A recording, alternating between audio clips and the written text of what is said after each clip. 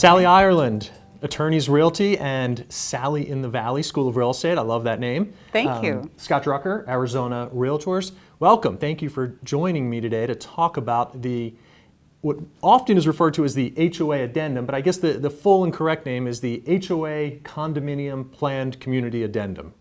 That's right. All right. So we have actually a lot of HOAs in throughout the state. So it's a pretty popular and widely used form. I took a quick look in Flex MLS, and of the properties that are available right now for sale, 66% of them were in an HOA. So this is a form that comes into play very often. Yeah, 2/3 is quite a bit, which means it's definitely used in far more transactions than not. Exactly. Okay.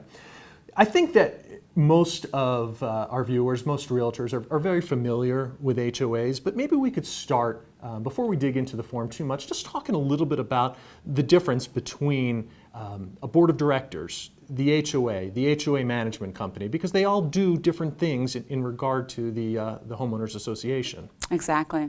There are some truly large HOAs. I was looking at the Greyhawk community in North Scottsdale, and that's a very large one, very sophisticated. They've hired a management company, they have a board of directors, and so that one's interesting to look at because there are umbrella organizations that are underneath the master association. So you might live in Greyhawk and then you're in venue at Greyhawk, so you might pay several HOA fees depending on which little village, what amenities are available to you living at that property. So it can get pretty complicated, and there can be quite a few fees. Sometimes you can see as many as 3 different fees for one property. So let's talk about the form just in broad terms as a whole. You know, when I think of the form, it's 3 pages, and really I break it down into 2 sections. The first is the seller's opportunity to identify the HOA, or as you said, HOAs that govern the property, and the amount of fees that would be paid at close of escrow, HOA fees, and then the buyer's opportunity to make an offer, and as part of their offer identify who they propose, which party is going to pay which of those HOA fees that are payable upon close of escrow. Right. Is that generally how you see the form as a whole? Yeah, page 1 is disclosure, and page 2 is basically just the statute reprinted on page 2 so everyone can see what's involved in that. And then page 3 is the information that the buyer's agent and the buyer are going to write for what they propose the seller pay for and what the buyer pays for. And that will vary depending on market. So let's look at lines 4, 5, and 6. Those are instructions. They're pretty important lines that the parties make sure that they take a read of and understand. So go ahead and talk to us a little bit about the instructions. Exactly. So instructions are the HOA information on page 1 to be completed by the seller at the time of listing the premises for sale. And number 2, upon completion, the addendum shall be uploaded to the MLS, if available, or delivered to the prospective buyers upon request prior to the prospective buyer's submission of a residential resale purchase contract to the seller.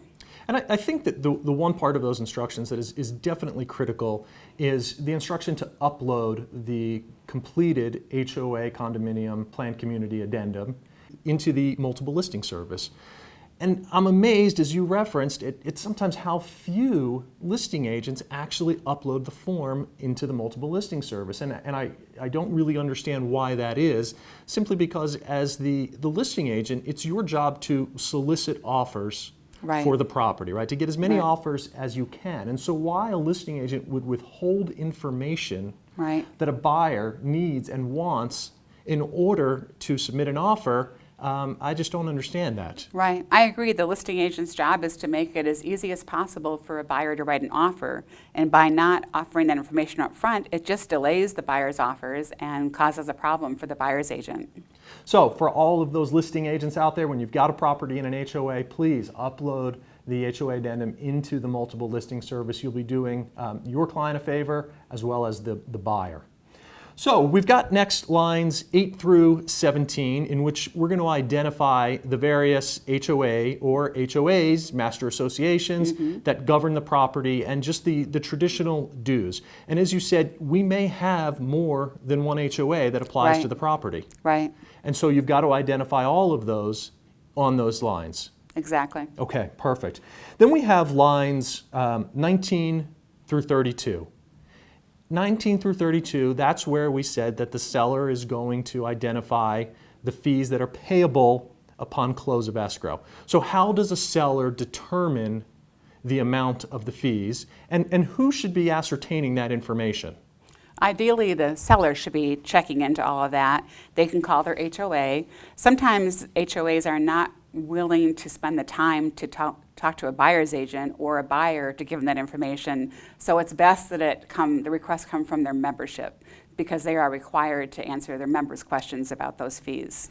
And I'm okay with a listing agent assisting the seller in that process of obtaining the fees, but I definitely think that the seller should be involved. And in reality, it's just as easy for a seller to pick up the phone and call the HOA as it is for a listing agent. So there's really no reason why the seller shouldn't be involved in that process. I agree. So the fees themselves, I think a critical point to remember as we discuss the various fees is fees go by different names. And the fees that you encounter an HOA charging may not be called exactly what they're called on this form. And so when you're looking at the various fees that an HOA charges and that are payable upon close of escrow, focus on the nature of the fees, not the name, not the title, because again, various HOAs call these same fees by all sorts of different names. Capital improvement, asset preservation, there's all kinds of, and there's different ones depending on which HOA you're looking at. So as Scott said, it's good to look at what the purpose of it is rather than what glorified name they've come up with for it. Yeah, and I think if you do that, if you look specifically at, okay, what am I paying for, you'll have an understanding as to which bucket those fees fall into. Right. All right, so let's talk about some of these fees. First, we've got a transfer fee. Right. All right, what's a transfer fee? A transfer fee is when the property changes hands, a transfer fee is involved.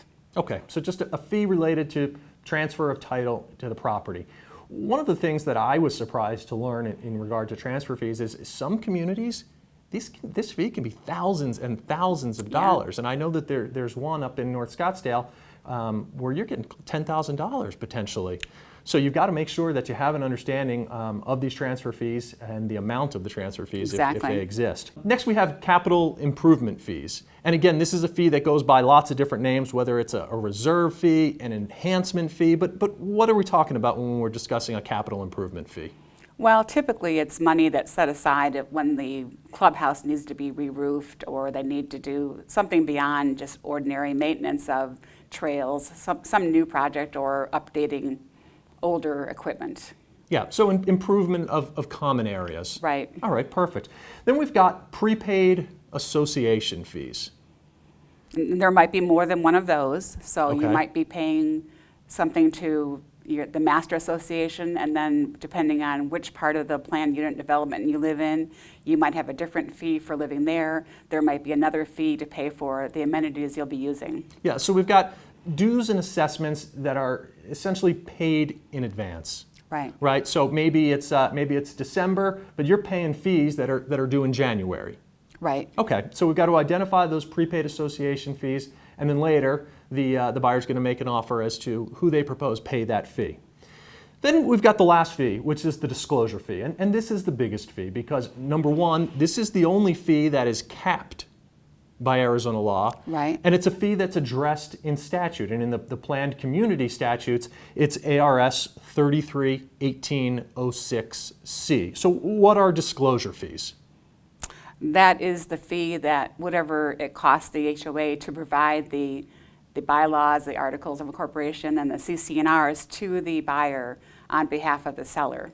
Yeah, precisely. That was really well said. Oh, because thank you've got these documents that have to be conveyed as a matter of law. Right. And so the HOA is entitled to be reimbursed Right. for that, but it should be a reasonable amount, right? It doesn't cost them thousands of dollars, and that's why the Arizona Realtors passed legislation to cap those at $400, which I think is more than reasonable. But yes, it's to reimburse the management company typically for gathering those documents and then conveying them to the buyer as they're required to do by law. Right. So it's capped, but it can also be a little bit higher depending on different scenarios. Right. You could have an update fee, Right. which would be $50 if they Right. needed to refresh the information. Right. And then you can also have a rush fee of $100. But how can you avoid that rush fee? What should you be doing to make sure that nobody actually has to pay that $100?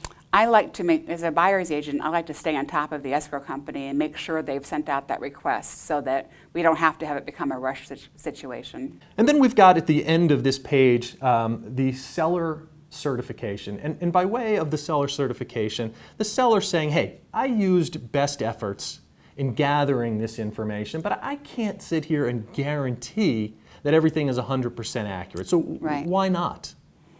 Well, it takes a lot of energy and time to keep up with an HOA, and there might very well have been a meeting that they didn't attend where fees were added or increased and they just don't know about it. It's not an attempt to not disclose it properly, they just don't know. Yeah, and sometimes they may contact the HOA, and the HOA, the person that's answering the phone that day, they may give incorrect information, right? They may not remember, oh yeah, we updated or we increased the amount of that fee. Right. So the seller does everything right. They jump through all the hoops, they call the right people, but they just simply get incorrect information through no fault of their own, and they shouldn't be penalized for that. Exactly. Okay. But at some point in time, they're going to get the correct information, right? They're going to receive that information, whether it's from the HOA management company or the title company, whether it's by way of the buyer's policy of title insurance, or just receiving directly the CC&Rs, whatever the case may be. They're going to get that information. Right. It's going to show up on the settlement statement one way or another. Right. And once they have that information, let's say they're given a copy of the CC&Rs, for example, and they don't approve of the amount of the fees that maybe they're set forth in the CC&Rs or other things that are set forth in the CC&Rs. They actually have some rights. Is that correct? Yes, they can actually cancel. Okay. If there's something in the CC&Rs, of course you're not going to know that up front because some of these, this pages long, it can be a stack of paper. Some of them are truly amazing, how much there is to go over and to interpret and to decide whether it works for their family or not. By the way, interpreting CC&Rs, not a realtor's job, right? Thank you. Yes, absolutely right. I would say that that's beyond the scope of the job of the agent, and I don't want the agent to get into trouble by trying interpreting CC&Rs because they can be complicated and they can be convoluted. Right. And so it's best that we leave that to the buyer, and if the buyer has questions, they can talk to an attorney or they can contact the HOA directly and ask those questions. But you said an important point, which is they're going to have an opportunity to cancel if they don't approve of that information, and they're going to have 5 days from after receipt of the information to cancel, and that's actually set forth on page 2 of this document, lines 42 to 43. So let's flip the page and let's talk a little bit about page 2 of the form. Okay. And at the top of page 2 of the form, it's going to discuss some different scenarios depending on whether this HOA has fewer than 50 units or has 50 or more units. Right. So why do we need to make that distinguished? Why do we have to distinguish that? Well, some of the HOAs can be quite small, and they're not going to have a management company, and it's going to be just a lot less activity regarding that HOA. And so the seller is responsible for providing them. Sometimes the seller may not have the most current CC&R. So if I were the listing agent, I would probably say, now, is this the most current copy? Have you asked the president of your board to make sure this is the most current copy? Just to make sure we give the proper information to the buyer.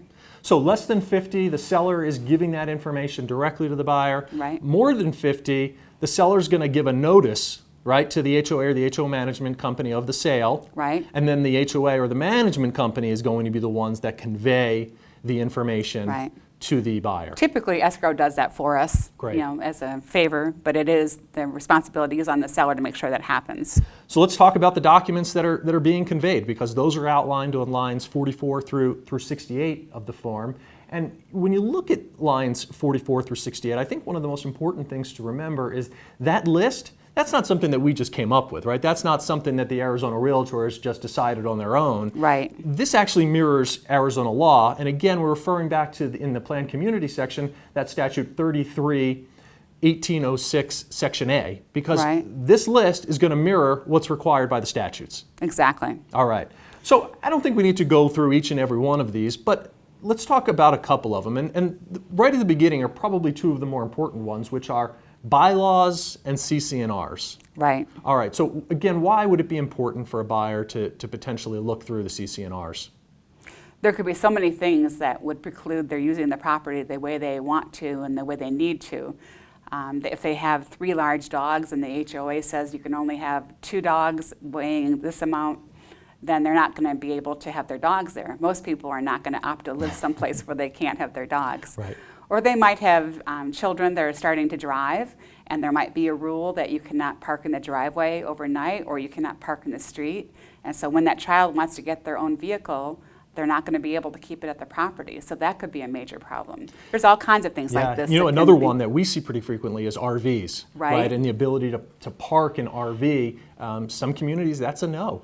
Right. And so again, if you've got an RV, if you've got 3 large dogs, whatever the case may be, you've got an intended use of that property, you should check those CC&Rs to make sure that you're able to use the property how you want to. Exactly. 2 other items on there that I think are worth mentioning are the financial report and the reserve study, right? Because the reserve study is going to give you some analysis, both a financial analysis as to the health of the HOA, but also a physical analysis, the condition of the various properties, common area properties. Right. So why is it important, you're a buyer, to have an understanding as to the financial well-being of this HOA?